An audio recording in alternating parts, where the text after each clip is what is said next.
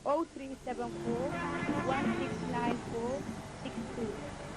daawadayaal ku soo dhawaada Kofka Awliyo dhammaantiinba Soomaaliya welcome to Awliyo.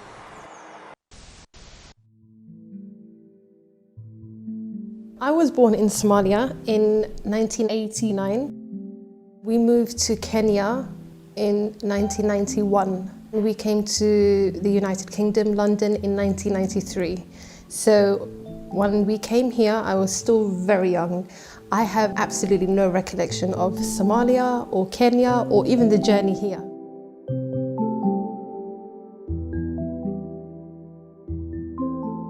I came here with my mum, some of her siblings, and my sister Fatima, who is 1 year older than me, and my older half-brother. It was a full house of kids, and my mum was the only adult. She was responsible for all of us. My first memory that I have of being in the UK is my 4th birthday party, and by that time most of my adult relatives had joined us here. It was the first time I remember celebrating with my family and it being a really beautiful, positive gathering. Because my mum was under so much pressure, it was very difficult for us to have fun. So this was the first time that we got to celebrate. We had no restrictions and we were allowed to eat what we wanted and play and laugh and joke and dance. I was wearing a beautiful, puffy, golden dress and a golden hairband to match. And I don't know why my mum put my sister and my cousins, who were roughly the same age, in black dresses. It's like the bridesmaids were wearing black and the bride sitting in the middle with a big gold dress. We recorded it as a video. So every time we would get together, we would play that birthday video. In most of the pictures, I wasn't even smiling because I was annoyed that people were touching my dress. I was getting frustrated. I just wanted them to sit close to me but not touch me. But I was so happy. And more importantly than that, it was the first time I actually remember seeing my mum happy. She survived war, she survived her child being shot, her 1-year-old, while she has a newborn by herself. My father left my half-brother with my mum. Most of her family were living in Kenya, and then a war broke out. Honestly, I feel like all of those struggles and tribulations gave her a supersonic strength to be able to deal with hardship. She's not really someone who shows a lot of emotion. She's a very pragmatic, practical person. Had she dwelled on her emotions, I don't think she would have survived. I think she would have actually lost her sanity.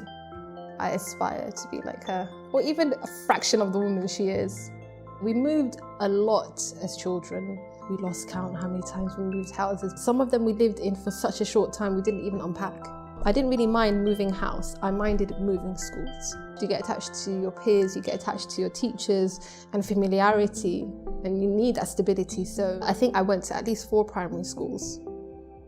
I don't actually remember beginning Salisbury World. In my memory, it's just something that was part of my primary education. I definitely remember the smell. It smelled different to the rest of the school. It smelled really homey, safe, comfortable. It's almost the same feeling as kids get when they go home and they kick their shoes off and jump on the sofa.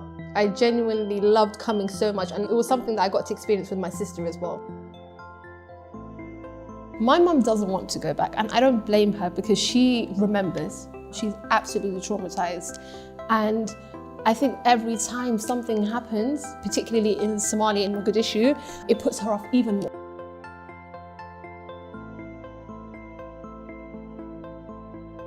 I personally really do want to go back, not necessarily to live.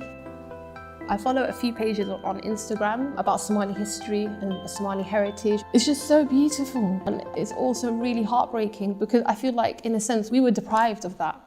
We were deprived of that, and I don't know if in my lifetime I will ever get to experience that, will my children ever get to experience that. I'm British, I was raised here, and it's really, in actuality, all I know.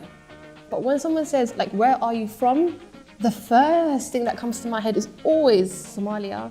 And I know for a fact it's Somalis and the pride that they have. It doesn't matter what's happening in their country, they will always take pride in saying, you know, you are Somali, never ever ever forget that. We've lost our land, we've almost lost our country. If we don't embed into our children that they are Somali, they would lose everything. And that's your heritage, that's your blood. I would say if there's anywhere on the face of the earth I call home, is London. After I finished my A-levels, I did my MVQ in childcare learning and development, and I worked in the early years field for around 5 years. But I've always been more of an academic educator. I would really love to support children more with pastoral care or some sort of therapy. I'm not sure how, when, where I'm going to do that, but that is what I want to gravitate towards in the next few years, definitely.